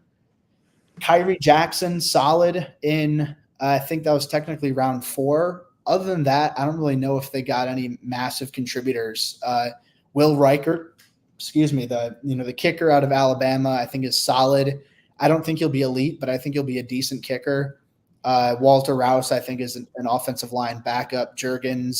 Michael Juergens, Levi Drake Rodriguez. I actually didn't have grades on. So, I think naturally it's difficult for me to be able to say, oh, that was a great 7th round pick. And then Kyrie Jackson is, it was good value at 108. I don't think it was a steal by any means. So I think the Vikings they didn't have a bad draft by any means, but I think the sheer quantity that the Packers had made it easier for them to have a better draft. So Morgan at 25 was a little bit of a reach, I think. Tyron Hopper, the linebacker out of Mizzou. I was expecting him to go a little bit later, but Edgerrin Cooper, the A&M linebacker, I really liked at 45. Javon Bullard, the safety out of Georgia, I really liked. Marshawn Lloyd, I think, is somebody who's going to end up being Green Bay's RB2 by the end of the year. And then some other picks like Kitano Ladapo, the safety out of Oregon State. He's a hard hitter, big body. I like that late. Michael Pratt, I thought was a very good selection. And I think Michael Pratt as a 7th rounder I think he's going to end up being better right away than Sean Clifford, who they got last year as a 5th rounder.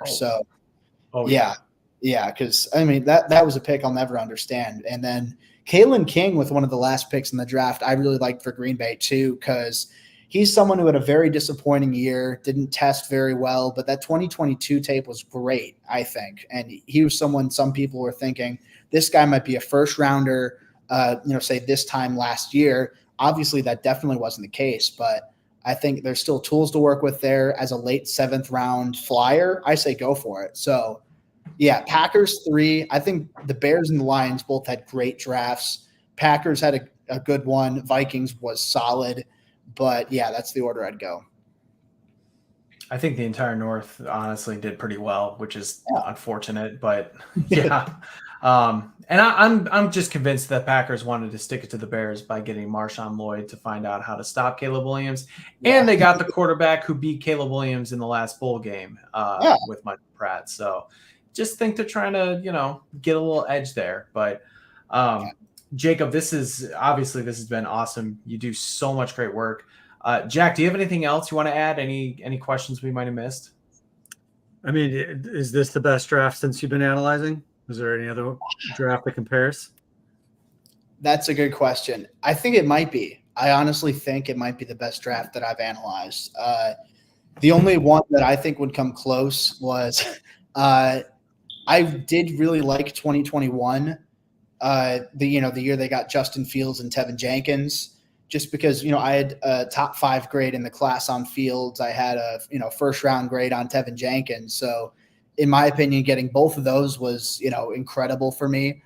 Khalil Herbert, I really liked. I thought Borum was solid value where they got him. Tonga, I thought was pretty good.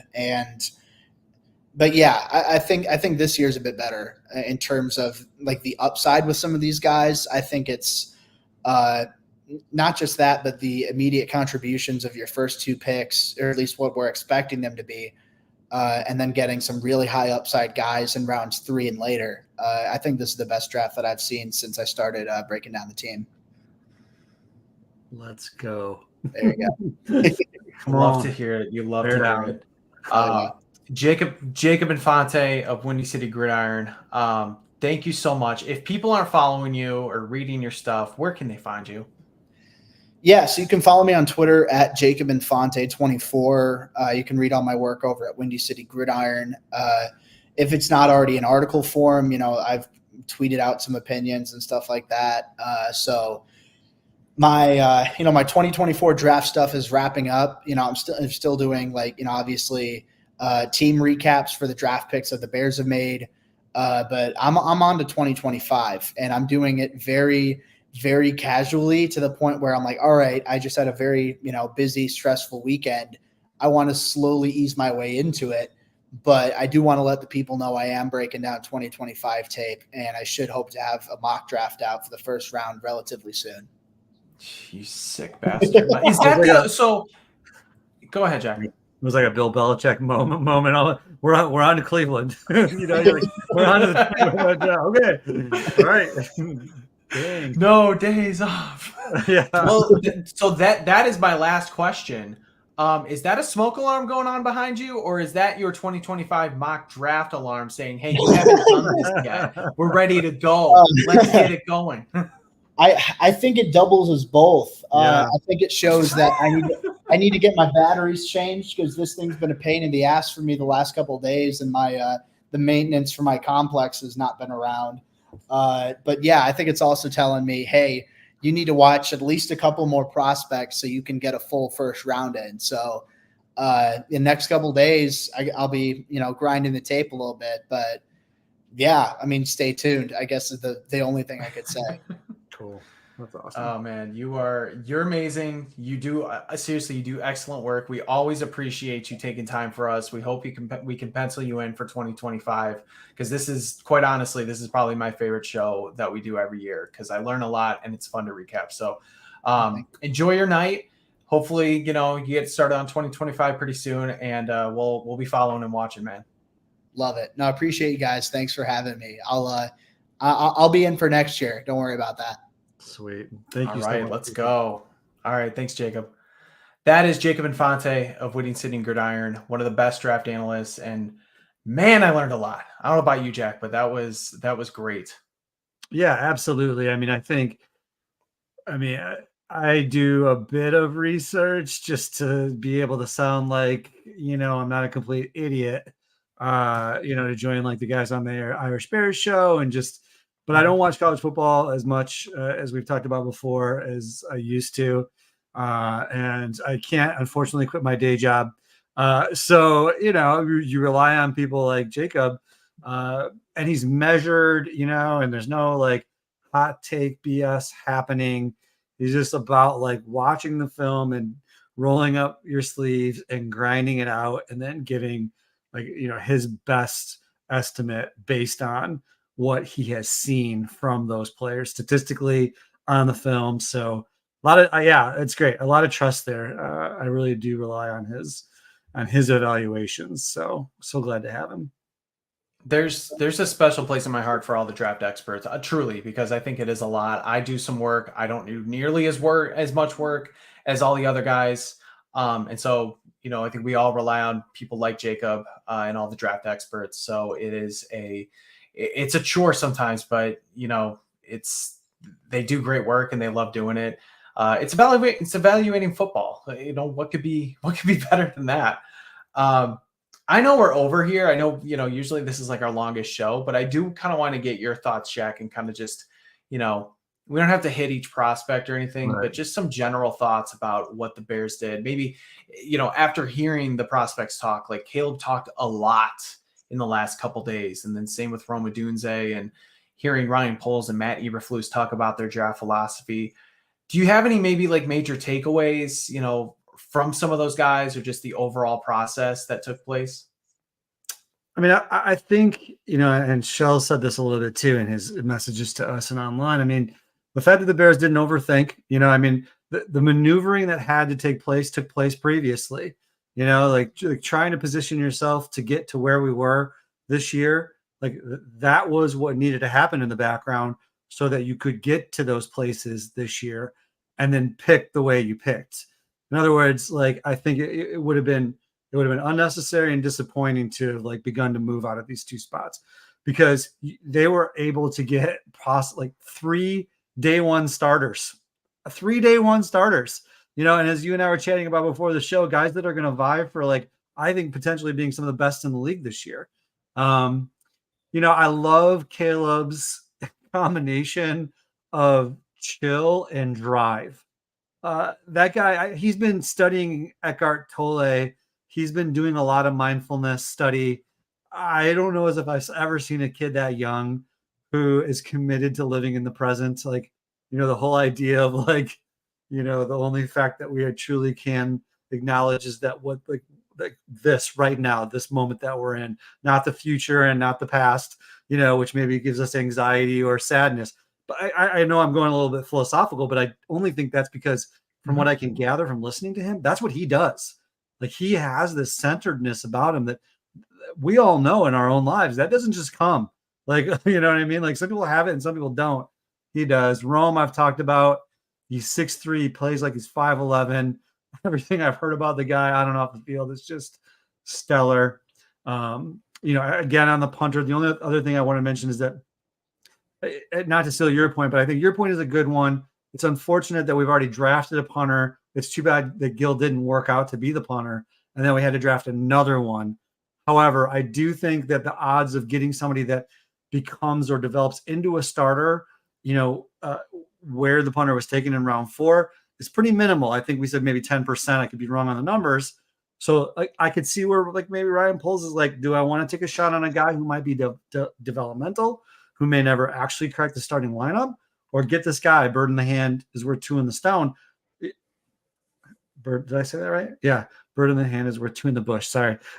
Yeah, there you go. There you go. Kill two birds with one stone. That's what you're There you go. yeah. I was like mixing up my euphemisms. But I know you knew what I meant. Yeah. But anyway, like this guy's available and ready to play now. So let's go ahead and get the guy that's ready and available to play now. So I also like that he's kicked in the Midwest. So like these, like you think about the win we had here today, as a for instance, you know, I mean, he's gonna be familiar with that. So I do think like if you look at all of the pros and cons of the punter choice, I feel like there's about, you know, one or two maybe cons. And I get that. I think the punter choice is a lot like an offensive line. You saw Chargers fans like PO'd about the Chargers' first pick. Dudes, you got one of the best linemen in the game. Like, you don't be pissed about that. It's not as sexy, you know, as a quarterback or as a wideout, but it will pay off in the end, you know? So I'm excited, man. And the last thing I'll say, and I know you said we're running long. I'm not going to take a full lap yet, but I'm going to take a half a lap. I'm not a guy that keeps receipts or bookmark stuff. But I just, you know, I have from the beginning been on board with this rebuild. And, you know, like, unfortunately, I think people that, you know, maybe don't pay as close attention, you know, wanted to just fire everybody and start over. And I was the whole time saying, no. Like, this is the best positioning we've had. Like, we are like building this the right way, slowly but surely. And it's got to come to fruition. And then I'll take a full lap maybe if it happens on the field. But this is the best design and rebuild, and like top to bottom, our organization has looked in terms of elite players and character and coaching. Okay, we don't have to debate Flus, but I don't know. I really love where the Bears are right now. You're going to be very vindicated if this team starts to win with Flus. And you know what? You will have every right to take that victory lap, man, because you are Captain Flus for a reason. And you do the ship may have looked like it's going down and maybe it's coming back up and you're still on it. So I'm there, man. I commend you for that. Yeah. So my overall thoughts are, Ryan Poles kind of said it. This is an impact draft. And this was a changing of the guard, I think, and a changing of philosophy, because the first two, this wasn't his team yet. And I think even last year, it still wasn't his team, solely for the fact that Justin Fields was there. We can say all along, like, you know, I think he was in a sense committed to Justin Fields, but only so far. And then you also think about the other cornerstone guys that were still coming in and still establishing an identity. And part of that is finding guys who fit that. You're trying to accumulate draft picks to make sure you have enough guys to fill out a competent roster. That is certainly what they did in 2022. They did that a bit in 2023 because they had multiple trade downs, I believe. They definitely had multiple trade downs in 2022. But then this year, it was about being more aggressive. And also kind of like maintaining instead of trying to trade down and get more draft picks. They wanted their guys. You have to have a little bit of luck to do that, because I don't think anybody really, maybe the Panthers could have had a top 3 draft pick, but I don't know if anybody at this point said they were going to be the worst team in the league and to have Caleb Williams and to do that. So yes, a little bit of luck is involved, but the fact that he was willing to trade up for Rome Odunze shows to me that that is the switch in aggressiveness. And I know he's been aggressive with trading draft picks for established players, but this is kind of like the first time you've seen him willing to mortgage something for a high-end player like that. Thankfully, he didn't. But the fact that he was willing to do it shows me that this team is ready to win now. And this is now the switch where this is an impact draft to find those cornerstone players, as Jacob said. I love that. Going back to Caleb Williams' demeanor, like you talked about, I watched a little bit of Mitchell Trubisky's opening press conference over the weekend, just to remember what it was like. He was so bright-eyed and bushy-tailed, it was like he just didn't know what was going on. I then watched Justin Fields' press conference, and he was also like, he had that sort of quiet confidence, but even then, for like stepping into the spotlight for the pros, even he was pretty green. And I know like everybody was trying to pull that out of him, like, hey, you be a little bit more open or happier. I don't know. It was night and day with Caleb. He controlled the room. He owned the room. He owned every single interview that he did. he was so open and honest. He's been prepared for this. And the fact that he was calling all his new teammates, he was messaging them. The message to Tory Taylor, like, hey, man, love that you're here. You're not going to punt too much, which I thought that was hilarious. Right. Just trying to make those guys feel comfortable. That is I think it's a very hard thing to do for a rookie. And also think about just the whirlwind. Think about how many interviews he did. Think about how much traveling he did. He was going back and forth. He must have been exhausted, and he did it with a smile on his face, and he was there for his teammates. He definitely won those press conferences, and I think he's winning over the veterans already that he met in Hallis Hall. Rome Odunze, similar type. Like, he was just so polite, respectful. He speaks just, like, how do I say it? Like, he's just so purposeful with what he says. And he said, he's like, I was raised right. I want to be just like a very nice human. When I get on the field, I'm going to kick your ass. Right. But off of it, like, I want to be just this very nice guy. Caleb definitely doesn't lack confidence. I think that's needed for a quarterback. Going to Tory Taylor, I took a bit of heat because when we talked about just sort of the decision to draft 2 punters in 3 years, I was sort of taken aback by the pick at first. And this is like my thinking in real time as it happened. I'm like, oh my God, they took the punter. Like, that's kind of cool. And I'm like, they took the punter and they already used a draft pick on one 2 years ago. I understand it was a 7th round pick, but in my head, I'm like, it's kind of, I don't love that, but I get it because it needed to happen. It was a big upgrade. And I took a lot of heat for saying that. I understand that Tory Taylor very well could be a fantastic punter. Is it worth a 4th round pick? Maybe not. But if you got a starter there, and if he does become that multi-Pro Bowler, which Jacob did say, that would make the pick worth it. So already you have lofty expectations, but punting does matter in this league, especially when you talk about field position. I was looking back at this earlier, Jack. Remember the Lions game when the Bears blew it in Detroit? They punted the ball with like 2:30 left. Trenton Gill actually hit an okay punt for what he usually does. He had like 47 yards. He got it to the 27-yard line with 2:30 to go, and Detroit had 1 timeout. If Tory Taylor was there and he could get a little bit more boot on the ball and he pins them inside the 20, maybe like 20 or like between 20 and 15, let's say, does that game change? I don't know. But, the fact that you're kind of thinking like, well, if he gives them more yards to go, maybe they run out of time because they did score with 30 seconds left. You never know. So it does make a difference in the grand scheme of things. And Bears fans should know field position matters a ton.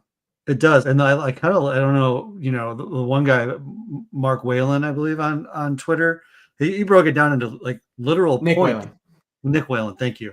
And he broke it down into like literal points, which I thought was fascinating.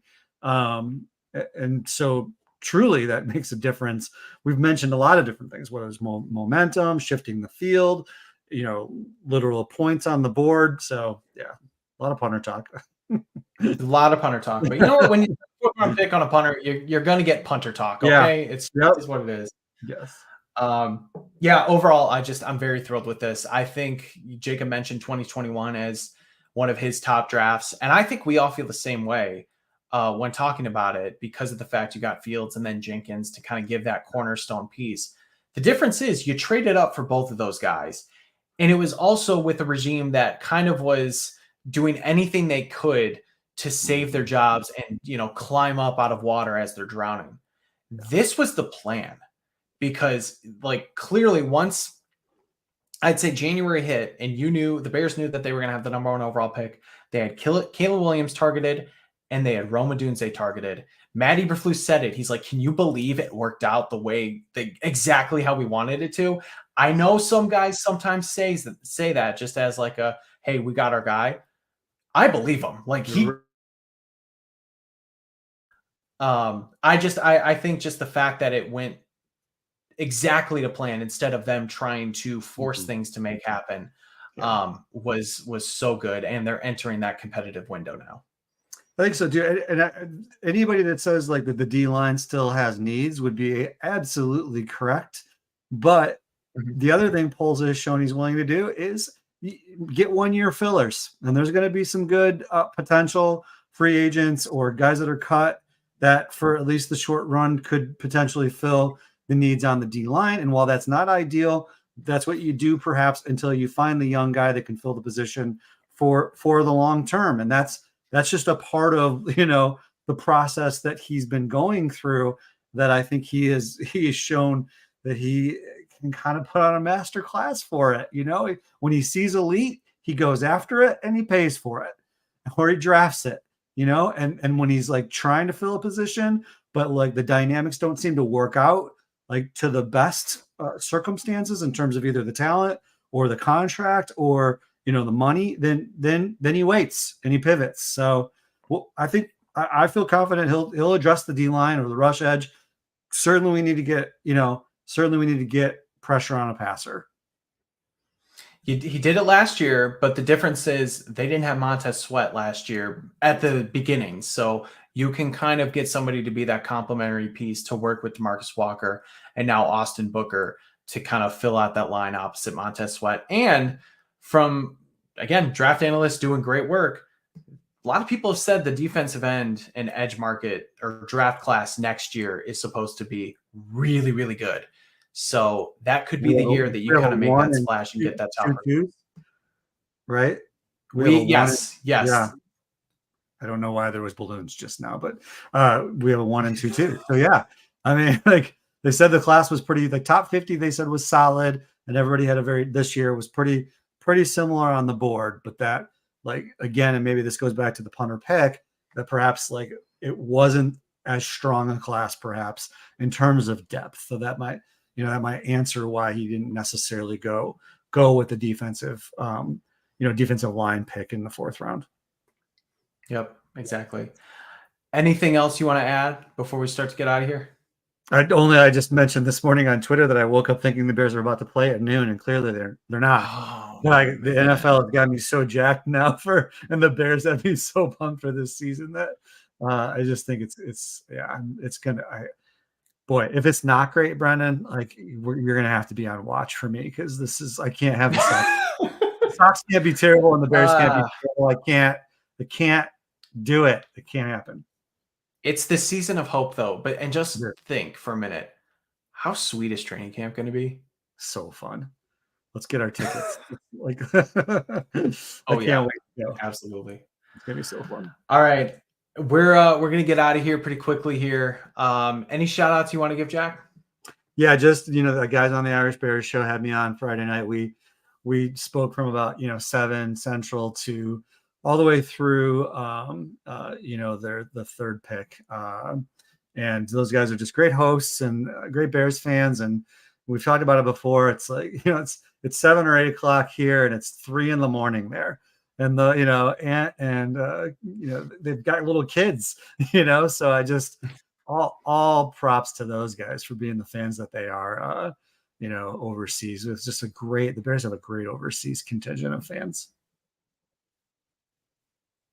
One of these days, we're going to see one of our guys be the guest picker for the drafts, because they're doing the international. Yeah, like honestly, when England, I think for one of the picks.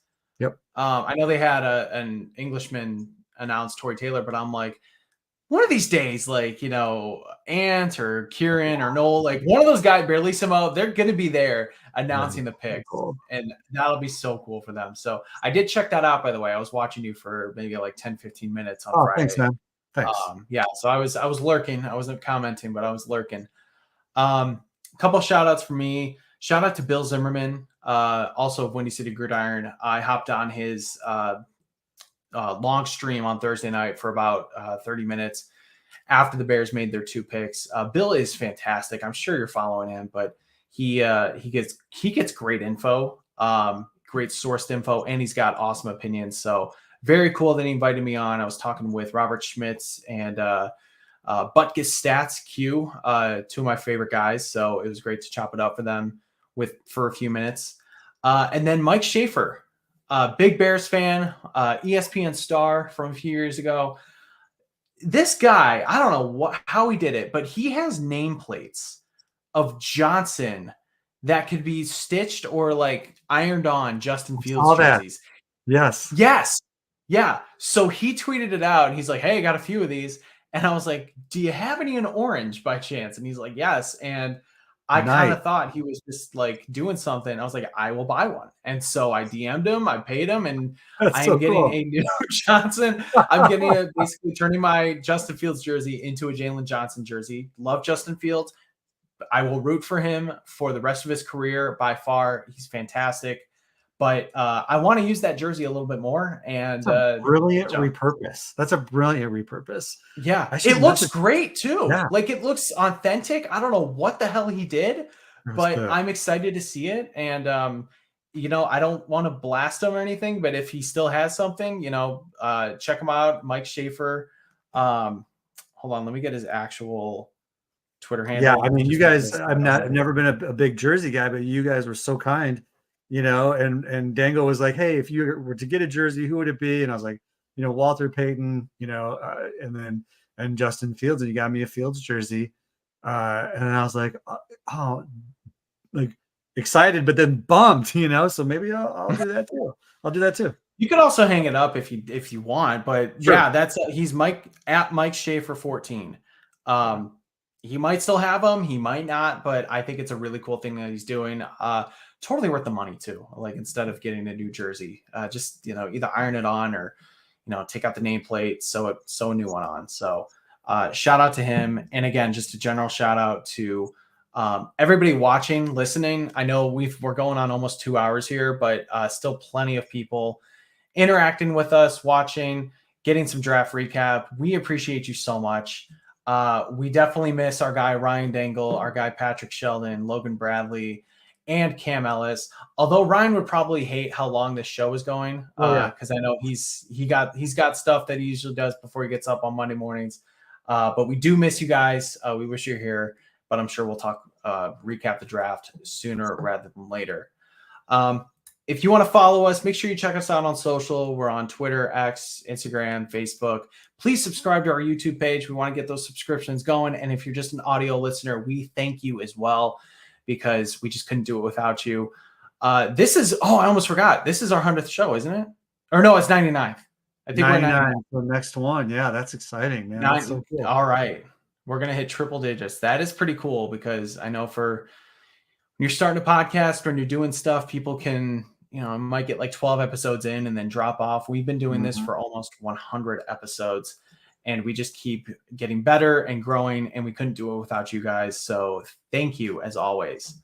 Can you imagine if we get to do this when the Bears are good, Brennan? Like we have slogged through like the absolute, what is it? The Shawshank, right?